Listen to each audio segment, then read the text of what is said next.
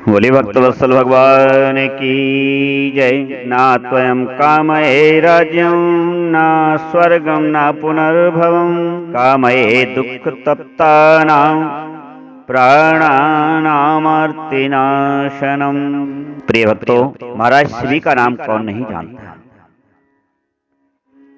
महाराज शिवी की एक ही कामना थी, मुझे ना राज्य चाहिए ना स्वर्ग चाहिए, ना मुझे मोक्ष की आकांक्षा है। तो फिर आकांक्षा क्या है? नाना प्रकार के दुखों से पीड़ित प्राणियों की आरती अर्थात पीड़ा का नाश हो, बस मैं यही चाहता हूं। प्राणी नामार्ति नाशनम। जो उनका दुख है वह सदैव मेरे द्वारा दूर किया जाता रहे। महाराज उसी नर के पुत्र शरणागत वत्सल महाराज शिवी एक बार यज्ञ कर रहे थे। महाराज शिवी की दयालुता और भगवत भक्ति की ख्याति तो पृथ्वी से स्वर्ग तक फैली ही हुई थी। महाराज के स्वभाव और गुणों की क्या चर्चा की जाए। महाराज इतने दयालु थे कि महाराज में अनेक प्रकार के दोष ढूंढने वालों को महाराज ढूंढ ढूंढ करके उनमें गुण ढूंढ ढूंढ करके उनकी प्रशंसा किया और करवाया करते थे। जो निर्दय थे महाराज उनको क्षमा कर देते थे। जो दुर्जन थे महाराज उनको सदैव अपनी साधुता से जीता करते थे। महाराज कृतज्ञ को भी धन दिया करते थे और झूठों को सत्य आचरण से सदैव जीता करते थे। ये महाराज की दयालुता। सदैव दीनों पर दुखियों पर दया करना यह महाराज का स्वभाव था। महाराज शिवी एक बार यों ही यज्ञ करते हुए सभा में सभासदों के साथ विराजमान थे और महाराज शिवी की परीक्षा करने के निमित्त स्वर्ग से देवराज इंद्र और अग्निदेव आए। अब देवराज इंद्र तो बाज पक्षी बन गए और कबूतर अग्निदेव को बना लिया और सभा में एक कौतुक किया कि आगे आगे कबूतर और पीछे पीछे बाज, और एकदम कबूतर जाकर के सभा में सिंहासन पर विराजमान महाराज शिवी के गोदी में जाकर के गिर गया और उनके अंग वस्त्र में छिपता हुआ मनुष्य वाणी से कहने लगा कि हे महाराज शिवी, आपकी जय हो, आपकी जय हो। आप सदैव शरणागतों पर रक्षा करते, मेरे भी प्राण संकट में हैं, आप मेरी रक्षा कीजिए।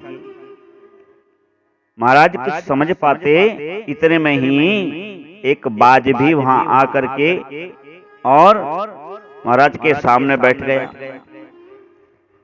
महाराज को समझते देर ना लगी कि यह भयभीत कबूतर इसी बाज के भय से अपने प्राण बचाने के लिए मेरी गोदी में शरण लिया है।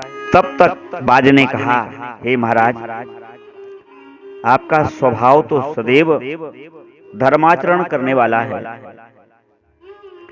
सदैव आप धर्म का ही आचरण करते हैं, किंतु आज आप ये अधर्म का आचरण क्यों कर रहे हैं? महाराज शिवी ने पूछा कि अधर्म का आचरण? बाज ने हाथ जोड़ करके कहा, जी महाराज, आप तो पापियों पर भी दया करते हैं। मैं भूख से व्याकुल हूं और मेरे भाग्य से आज भोजन में मुझको ये कबूतर प्राप्त हुआ है, तो मुझसे मेरा आहार छीन करके आप ये अधर्म क्यों कर रहे हैं?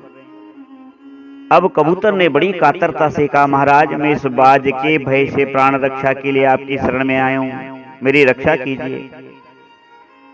राजा ने बाज से कहा, हे पक्षी, जो मनुष्य समर्थ रहते हुए भी शरणागत की रक्षा नहीं करता, लोभ से, द्वेष से, भय से उसे त्याग देता है, उसे ब्रह्म हत्या के समान पाप लगता है और सर्वत्र उसकी निंदा भी होती है। मैं मरूंगा इस बात का भय प्रत्येक प्राणी को होता ही है। अतः हमें इस तरह के शरणागत व्यक्ति की रक्षा करनी चाहिए। जैसे तुम्हें जीवन प्यारा है, जैसे तुम भूख से नहीं मरना चाहते, उसी प्रकार दूसरे की भी जीवन रक्षा भी तुम्हें करनी चाहिए। मैं शरण आए हुए भयभीत कबूतर को तुम्हें नहीं दे सकता। हाँ, तुम्हारा काम किसी और भांति हो, तुम्हारा कल्याण किसी और भांति से हो तो वह तुम मुझे बतलाओ। बाज ने कहा, महाराज लेकिन वह धर्म धर्म नहीं है जो दूसरों के धर्म में बाधा दे। अरे भोजन से जीव उत्पन्न होते हैं, बढ़ते हैं, जीवित रहते हैं। बिना भोजन कोई जीवित नहीं रह सकता। मैं भूख से मर जाऊं तो क्या आपको दोष नहीं लगेगा? फिर मैं मर जाऊंगा तो मेरे बाल बच्चे भी, जिनके लिए मैं भोजन लेके जाने वाला हूं, वह भी मर जाएंगे।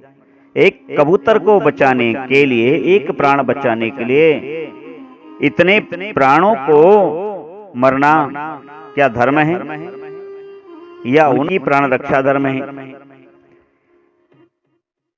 राजा ने कहा, बाज, भयभीत जीवों की रक्षा ही सर्वश्रेष्ठ धर्म है। दया से द्रवित होकर भी जो दूसरों को अभय दान देता है वह मरने पर संसार के बंधन से छूट जाता है। यश और स्वर्ग के लिए तो बहुत लोग दान पुण्य करते हैं, किंतु सब जीवों की निस्वार्थ भलाई करने वाले पुरुष इस संसार में थोड़े ही हैं। यज्ञों का फल कितना भी क्यों ना हो, अंत में वह क्षय हो जाता है, पर प्राणी को अभय दान देने का जो फल है वह कभी क्षय नहीं होता है। सो हे बाज, तुम चाहो तो मैं इसके बदले में तुम्हें भोजन दे सकता हूं। इतना सुनकर बाज हंसने लगा। बाज ने कहा, महाराज मैं मांस भक्षी प्राणी हूं, मांस ही मेरा आहार है। कबूतर के बदले आप और किसी प्राणी को मरने देंगे या मारेंगे तो क्या फर्क पड़ता है? मृत्यु तो होगी ही ना। हाँ, एक मार्ग है।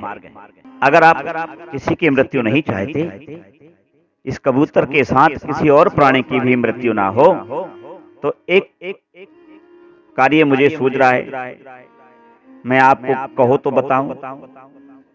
महाराज शिवे ने कहा, अवश्य बताओ। तब वह बाज कहने लगा कि महाराज आप चाहें तो इस कबूतर के वजन के बराबर अपने शरीर का मांस दे सकते हैं, और मुझे अधिक नहीं चाहिए, बस जितना ये कबूतर है उतना ही मांस चाहिए।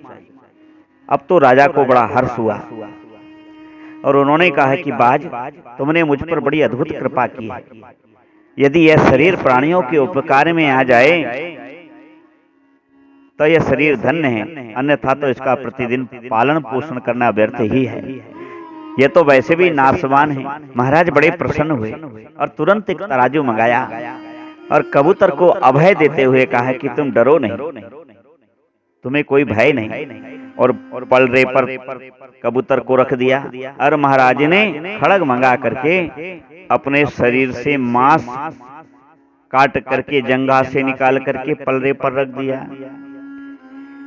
जब दूसरे भाग में शरीर का मांस रखा वह कुछ कम पड़ा, महाराज ने पुनः काट करके रखा, किंतु ये क्या, कबूतर का तो और वजन बढ़ने लगा। इसलिए महाराज अपने शरीर का और अंग काट के रखने लगे, किंतु कबूतर जब बढ़ता ही रहा तो अंत में महाराज उस तराजू पर स्वयं विराजमान हो गए। और जैसे ही महाराज शिवी उस पलड़े पर विराजमान हुए तब आकाश में बाजे बजने लगे और देवता पुष्प वृष्टि करने लगे। महाराज ने जब देखा कि दुंदुभी बज रही है, पुष्प वृष्टि हो रही है, तो फिर ये कबूतर और ये बाज कौन है? इतना सोच ही रहे थे कि उनके सामने इंद्र और अग्निदेव प्रकट हो गए और महाराज ने देखा कि उनका पूरा शरीर, जो उन्होंने अंग काटे थे, वह सब यथावत हैं। तब देवराज इंद्र के चरणों में महाराज गिर पड़े और अग्निदेव को दंडवत किया। तब दोनों उनकी भूरी भूरी प्रशंसा करने लगे। तुमने बड़ों से कभी ईर्ष्या नहीं की, छोटों का कभी अपमान नहीं किया और बराबर वालों के साथ कभी स्पर्धा नहीं की, अतः तुम संसार के सर्वश्रेष्ठ राजा हो। जो मनुष्य अपने प्राणों को त्याग कर दूसरों की प्राण रक्षा करता है वह परम धाम को जाता है। कहने लगे कि यूं भरने को तो दुनिया में पशु भी पेट भरते हैं, पथिक जो बांट के खाए उसे इंसान कहते हैं। राजा आप मांगो क्या चाहते हो? तब महाराज हाथ जोड़ करके कहने लगे, न त्वयं कामये राज्यम न स्वर्गम न पुनर्भवम कामये दुख तप्तानां प्राणनामर्त्यनाशनम। हे इंद्रदेव, हे अग्निदेव, मुझे राज्य, स्वर्ग, वैभव, मोक्ष इन सब में कोई आसक्ति नहीं। बस मैं जीवों के दुखों में काम आता रहूं, यही मेरी अभिलाषा है। इंद्र और अग्निदेव उनको आशीर्वाद देके गए कि तुम चिरकाल तक पृथ्वी का अनंत सुख भोगो और अंत में परम पद को प्राप्त करो। बोलिए भक्तवत्सल शिवी महाराज की जय। जय राम।